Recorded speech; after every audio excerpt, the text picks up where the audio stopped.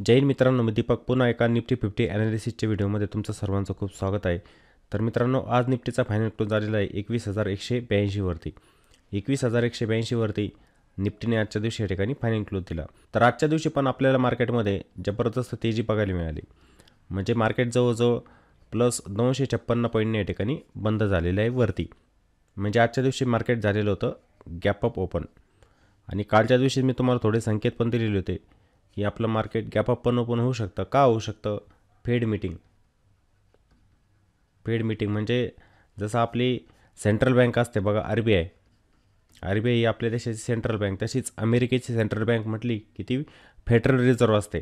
ठीक आहे, ते पण काय आपल्या भारतामध्ये जसं आपण बघतो की RBI रेपो रेट जारी करत असते, तसंच ही फेडरल बँक जी असते ही पण काय रेट जारी करत असते. ठीक आहे, मग त्यांचा आकडा जवळजवळ कालच्या रात्रीच आलेला होता. ठीक आहे, आणि तो फ्लॅट होता, कोणत्याही प्रकारची वाढमध्ये करण्यात आलेली नव्हती. ठीक आहे, आकडा फ्लॅट होता. ते मार्केटसाठी काय होतं, पॉझिटिव्ह होतं. मग अमेरिकेचं मार्केट जर आपण बघितले असते रात्रीच्या वेळेला, डाऊजोन इंडेक्स आपण बघितला असता, त्यानंतर नॅसडॅक पण जर बघितलं असतं आपण, नॅसडॅक त्यानंतर फांग इंडेक्स पण, यांच्यामध्ये तेजी होती जबरदस्त. यांच्यामध्ये जबरदस्त तेजी आलेली होती. त्याचा इम्पॅक्ट आपल्या इंडियन मार्केटवरती पण पडला. आपलं IT सेक्टर जे होतं, IT सेक्टरमध्ये आपल्याला तेजी बघायला मिळाली. म्हणजे कालचं जे ट्रेडिंग सेशन झालं त्यामध्ये आपण बघितलं की मार्केट थोडं खाली होतं. IT सेक्टर थोडं खाली होतं. IT सेक्टरमध्ये कालच्या दिवशी 700-800 पॉईंटची सेलिंग आलेली होती. 1200 पॉईंटने आज IT सेक्टरवरती होतं. IT इंडेक्सचा पण आपल्या मार्केटला सपोर्ट होता. त्यानंतर रिलायन्स बघा, रिलायन्ससारखा स्टॉक वरती, HDFC बँक वरती, बँकिंगचे जेवढे पण स्टॉक होते वरती होते. ITचे स्टॉक सर्व वरती होते. इन्फोसिसमध्ये तेजी होती. इन्फोसिसमध्ये 3.5% तेजी, TCS 2% वरती, टेक महिंद्रा 4% वरती. पूर्ण सेक्टरवरती होतं, पूर्ण मार्केटवरती. टोटल मार्केटला जबरदस्त सपोर्ट होता. प्रत्येक इंडायसिसचा सपोर्ट होता, स्टॉकचा सपोर्ट होता. त्यामुळे आज मार्केट वरती होतं. ठीक आहे, तर न्यूजचा इम्पॅक्ट मार्केटवरती पडतो. ठीक आहे, पण आपण काही गोष्टी बघायच्या पण असतात, त्याचा ट्रेंड बघायचा असतो मार्केटचा ट्रेंड आपला पॉझिटिव्ह चालू आहे. मार्केट वरतीच जात आहे, मार्केट थांबत नाही आहे. कालच्या दिवशी जो रिव्हर्सल झाला त्यावरून आपण काय म्हटलो होतो की आपलं मार्केट बुलिश आहे, मार्केटमध्ये कोणीही शॉर्ट करू नये असं आपण म्हटलं होतं. बरोबर आहे. मार्केटमध्ये काय झाले, शॉर्ट जे होते ट्रॅप झाले. शॉर्ट म्हणजे काय, ज्यांनी कॉल सेल केलेले होते किंवा काहींनी पुट बाय केलेले असणार ओव्हरनाईटमध्ये, ते सर्व आजच्या दिवशी काय झाले, ट्रॅप झाले. त्यामुळे ऑप्शन बायरने ओव्हरनाईटमध्ये कोणतीही पोझिशन कॅरी करायची नसते, पुट बाय करायचा नसतो, ट्रेंडला फॉलो करायचं असतं. ट्रेंडनुसार ट्रेडिंग करत चला. बहुतेक जण मला लाईव्हवरती पण विचारत असतात की याच्या खाली मार्केट जाईल का, आता ह्या लेवलच्या खाली जाईल का. तुम्ही ते का बघतात? तुम्ही ट्रेंडला फॉलो करा, मार्केटचा ट्रेंड बघा. तुम्ही मार्केट कोणत्या दिशेने जातं आहे त्या दिशेने चला, त्याच्या अपोजिट साईडला का जातात तुम्ही. ठीक आहे, ट्रेंड जो असतो त्या ट्रेंडमध्ये जाण्याचा प्रयत्न करा, तिथे बनेल तुमचं प्रॉफिट. ट्रेंडच्या अपोजिट साईड जाण्याचा तुम्ही प्रयत्न करायचा नसतो. समजलं? मार्केट परफेक्ट वरती आपल्याला जाताना दिसतंय, मग आपण बुलिश साईडलाच गेलं पाहिजे. ठीक आहे, बेरीज साईडला आपण जायचं नसतं. आणि मार्केटने 21,000चा जो हर्डल होता त्याला पण पार केलेलं आहे, गॅप अप ओपन, आणि वरती गेलेलं आहे 21,200पर्यंत जाऊन पोहोचलेला आहे. म्हणजे आजचा हाय जर बघितला आपण, आजचा हाय बघूया किती येतो, तुम्हाला सांगतो परफेक्ट. आजचा हाय जो आहे 21,210चा, कितीचा आहे, 21,210चा एक नवीन ऑल टाईम हाय निफ्टीने बनवला आजच्या दिवशी. 21,210चा एक नवीन ऑल टाईम हाय निफ्टीने या ठिकाणी बनवला. ठीक आहे, मार्केट आहे बुलिश आपलं, आपण शॉर्ट साईडला जाणार नाही. स्टॉक आहे, स्टॉकमध्ये चांगल्या प्रकारची बाईंग येते. बाकीचे इंडायसेस सेक्टर जर बघितले ते पण बुलिश आहे, मग आपण मार्केटमध्ये शॉर्ट साईडला जाणारच नाही, लक्षात घ्यायचं आहे. मग आजच्या दिवशी गॅप अप झालं. गॅप ओपन झाल्यानंतर पहिल्याच 15 मिनिटांमध्ये आपल्याला मार्केट वरती जाताना दिसलं आणि जवळजवळ 21,150च्या लेवलला काय मार्केटने एक रेजिस्टन्स घेतला. मग आपण काय म्हटलो होतो याच ठिकाणी, जे लाईव्हमध्ये असतील, तर आजच्या दिवशी मी जास्त वेळ मार्केटमध्ये लाईव्हमध्ये थांबू शकलो नाही. ठीक आहे, मार्केट आपल्याला इथूनच वरती जाताना दिसलेलं होतं. ठीक आहे, हायर लोज बनवत मार्केट वरती जात होतं. इथे रिजेक्शन आलेलं होतं 21,150 वरती. इथे काय आलं, रिजेक्शन. इथे रेजिस्टन्स घेतलेला होता मार्केटने. त्यानंतर बघा, इथून मार्केटने परफेक्ट एक ब्रेकआउट दिला. तर ह्या ठिकाणी आपण कॉल साईडला जाऊ शकलो असतो. ज्यांना या ठिकाणी कॉल साईडला ट्रेड घ्यायचा असता त्यांचा या ठिकाणी ट्रेड बनलेला होता. ठीक आहे, मी कोणाला म्हणत पण नाही तुम्ही ते कॉल बाय करा, पुट बाय करा. मी मार्केटची डायरेक्शन तुम्हाला कशी ओळखायची ते सांगत असतो, लेवल कशा ड्रॉ करायच्या ते सांगत असतो. एज्युकेशनल आपला व्हिडिओ जो असतो एज्युकेशनल पर्पजसाठी असतो. असं नाही की मी कोणालाही टिप्स देत नाही, कोणाला म्हणत नाही तुम्ही ह्या जागेवरती कॉल बाय करा किंवा पुट बाय करा. तुम्ही पण येत असतात लाईव्हमध्ये, तुम्ही पण शिकण्यासाठीच या. तुम्ही अभ्यास करून स्वतः ट्रेड घ्या, कोणावरती डिपेंड राहायची गरज नको तुम्हाला. ठीक आहे, मग रिस्क रिवॉर्डनुसार या ठिकाणी चांगलं प्रॉफिट तुमचं बनलेलं असतं. ठीक आहे, ट्रेड बनत होता या ठिकाणी. मग आता मार्केटवरती किती जाणार हे बघा. मार्केट जर 200-250 पॉईंट तुम्हाला प्लसमध्ये दिसतं आहे, मार्केटसाठी स्कोप किती असतो? मग वरती जाण्यासाठी स्कोप कमी असतो. जाणार किती? इंट्राडेमध्ये आपण डेली बघतो 100-150 पॉईंट जास्तीत जास्त मार्केट वरती जात असतं. काही वेळेला असं होतं की मार्केट 400 पॉईंटने आपल्याला वरती जाताना दिसणार, पण एखादा दिवस तो येत असतो. डेली होऊ शकत नाही. ते डेली झालं असतं तर निफ्टी कुठच्या कुठे निघून गेलेली असते. समजलं? मार्केटसाठी स्कोप नसतो. मग या ठिकाणी काय झालं, मार्केट साईडवेज झालं. हे दिसते तुम्हाला परफेक्ट. या लेवलला मार्केट काय घ्यायचं, रेजिस्टन्स घ्यायचं. म्हणजे 21,187ची लेवल होती. या लेवलला मार्केटने रेजिस्टन्स घेतला, एक रेजिस्टन्स क्रिएट केला या ठिकाणी. पुन्हा मार्केट त्याच लेवलवरती गेला, ते पुन्हा रेजिस्टन्स घेतला आणि 21,150ची लेवल येते. नंतर काय बनली होती, सपोर्ट. ही लेवल सपोर्ट बनली होती. जिथून ब्रेकआउट दिला तीच लेवल नंतर काय म्हणते, सपोर्ट. आता हा सपोर्ट आपल्याला ब्रेक होताना दिसला होता, पण त्याचं कंटिन्युएशन नाही झालं इथं. हे कंटिन्युएशन झालं असतं तर निफ्टी पुन्हा डे लोपर्यंत आपल्याला दिसली असती, पण तसं झालं नाही. ठीक आहे, मार्केटने इथूनच परफेक्ट एक रिव्हर्सल दिला, पुन्हा इथं रेजिस्टन्स घेतला, पुन्हा याच लेवलवरती सपोर्ट घेतला आणि ह्या रेंजमध्ये आपल्याला मार्केट थोडं साईडवेज दिसलं. म्हणजे किती पॉईंटची रेंज, जवळजवळ 45 ते 50 पॉईंटची रेंज असेल फक्त ती. या ठिकाणी मार्केटने काय वेळ घालवला. मग नंतर ह्या ठिकाणी ब्रेकआउट दिला. आपण इथं मी एक अशी ड्रॉईंग करून तुम्हाला पाठवलं होतं बघा. या ठिकाणी असं एक ड्रॉईंग करून आपल्या डिस्कशन ग्रुपवरती पाठवलं होतं. इथे ब्रेकआउट दिला होता, पण पाहिजे तसा मोमेंटम नाही. आता काही जणांनी ब्रेकआउटमध्ये ट्रेड घेतला, तो बनत होता स्कॅल्पिंगचा ट्रेड. स्कोप बघायचा की मार्केट आता इथून किती वरती जाऊ शकतं, स्कोप किती आहे मार्केटला. एक पहिलेच मार्केट गॅपअप झालेला असतो, पण 200 पॉईंटने जास्तीत जास्त 50-100 पॉईंटने ते वरती जाऊ शकतं, त्याच्यापेक्षा जास्त जाऊ शकत नाही. मग तिथे काय होऊ शकतो, आपण ट्रॅप होऊ शकतो. आपण त्या ठिकाणी परफेक्ट ट्रॅप होऊन जात असतो एंट्री घेतल्यावर. इथे मग बनतात स्कॅल्पिंगचे ट्रेड. ठीक आहे, वाटतं तुम्हाला कंटिन्युएशन होतं त्याचं, मग तुम्ही थांबू शकतात.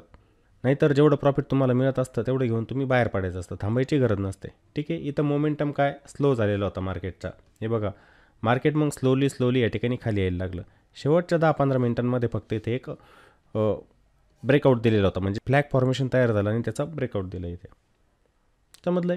ट्रेड कुठे या ठिकाणीच बनत होता, ट्रेड नंतर नव्हता बनत कुठे. मार्केट काय झालेलं होतं, एक प्रकारे रेंज बाउंड. नंतर मार्केट काय झालेलं होतं, साईडवेज झालेलं होतं. ज्या ठिकाणी मोमेंटम असतो तिथेच ऑप्शन बाईंग केली पाहिजे. दुसऱ्या जागेवरती तुम्ही ऑप्शन बाईंग करत असाल तर ट्रॅप होण्याचे चान्सेस जास्त असतात. लक्षात घ्यायचं. मार्केट जेव्हा एका रेंजमध्ये अडकतं, आपण काय कॉल साईडला जाण्याचा प्रयत्न करतो, मार्केट खाली येतं, पुन्हा स्टॉपला हिट होतो. मग आपण वरती जाण्याचा प्रयत्न करतो, मार्केट पुन्हा खाली येतं, आपले स्टॉपला हिट करून टाकतं मग ते. तर अशा प्रकारची ॲक्टिव्हिटी आजच्या दिवशी मार्केटमध्ये झालेली होती. मार्केट आहे बुलिश, पुन्हा डे हायवरतीच मार्केटने क्लोज दिलेला आहे. डे हायवरती जाऊन मार्केट या ठिकाणी पोहोचलेलं आहे. मग उद्यासाठी आपला काय प्लॅन असला पाहिजे. मार्केटमध्ये अजून पण आपण शॉर्ट साईडला नाहीच, आपण जाणारच नाही शॉर्ट साईडला.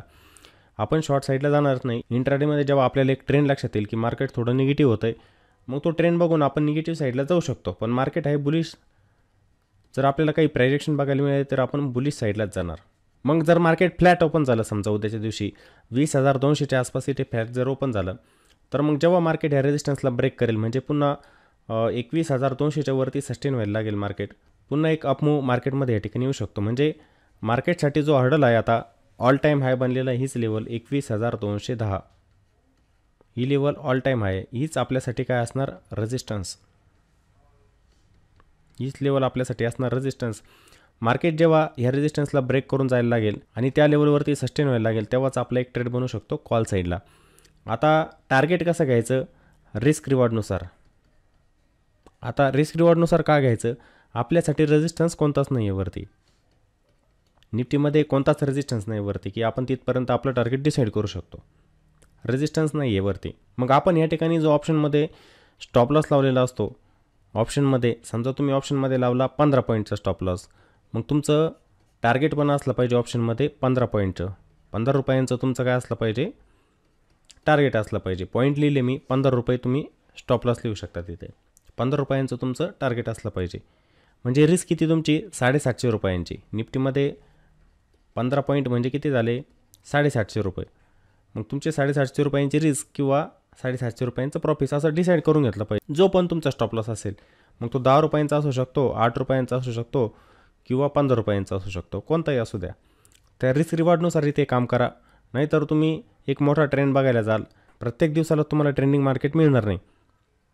मग तुमचं आलेलं प्रॉफिट पण जाऊ शकतं. तुम्हाला 10-15 पॉईंट प्रॉफिट दिसतं आहे आणि तुम्ही म्हणाल की नाही आता इथून निफ्टी वरतीच जाणार, मी त्या मुलं कॅच करतो, एखादी रेड कॅन्डल बनताना दिसेल तुम्हाला आणि ते मार्केट पुन्हा खाली येऊन जाणार इथे. मग तुमचं आलेलं प्रॉफिट पूर्ण जाऊ शकतं त्याच्यामध्ये. त्यामुळे रिस्क रिवॉर्डनुसार काम करा. मार्केट आहे ऑल टाईम हायवरती, ते केव्हा खाली येईल कोणाला माहीत आहे का, नाही. रिव्हर्सल दिसतो आहे का, नाही. ते कोणाला सांगता येणार नाही की मार्केट केव्हा खाली येईल. अचानक मार्केटमध्ये 300 ते 400 पॉईंटचा फॉल पण येऊ शकतो. सुप्रीम मार्केट होत असतं. खूप वेळेला मी असं बघितलेलं, मार्केट बुलिश आहे आणि अचानक 300-400 पॉईंटचा फॉल मार्केटमध्ये येत असतो ताबडतोब, लक्षात पण येत नाही आपल्या. त्यामुळे रिस्क रिवॉर्डनुसार काम करायचं.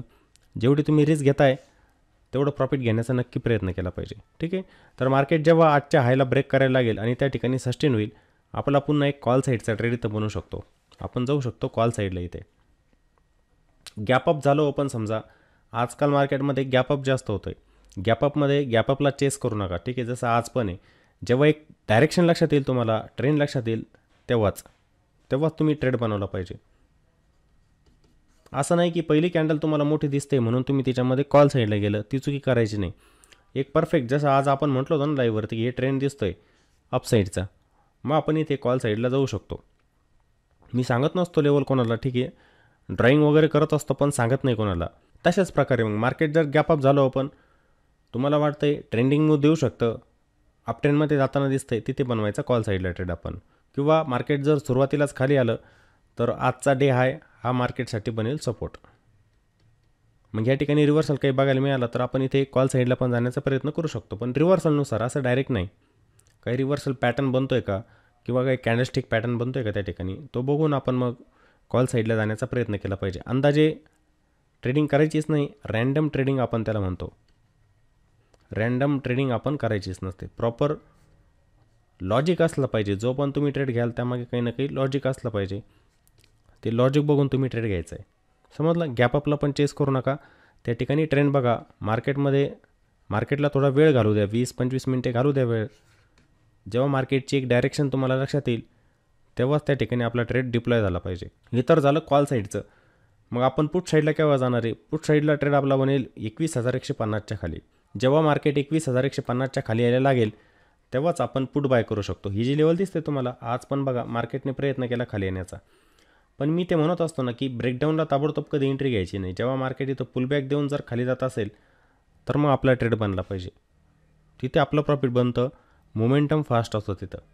एक कॅन्डल बघून ट्रेडिंग करू नका. इथे पण तसंच आहे की मार्केट जर फ्लॅट ओपन होतं आहे समजा आणि सुरुवातीलाच खाली आलं तर इथे याच्या खाली जाईलच असं पण नाही, या लेवलच्या खाली जाईल असं पण नाही. ते इथूनच बाउन्स घेऊ शकतं, सपोर्ट घेऊ शकतं, पुन्हा वरती येऊ शकतं. जेव्हा आपल्याला 21,150च्या खाली काही प्रायजेक्शन बघायला मिळेल तेव्हा आपण पुट बाय करणार. या ठिकाणी आपण पुट बाय करणार, तोपर्यंत करणारच नाही. इथे पण तुम्ही ट्रॅप होऊ शकतात. काही जण काय करतात, हे मार्केट फ्लॅट ओपन झालं, येतंय खाली, मोठी कॅन्डल बनते, ब्रेकडाऊन देऊन टाकते आणि रिव्हर्सल होऊन जातो प्राईसचा. जसं आज झाला ना, ब्रेकडाऊन दिला, रिव्हर्सल झाला. तशाच प्रकारे इथे तुम्ही ट्रॅप होऊ शकतात.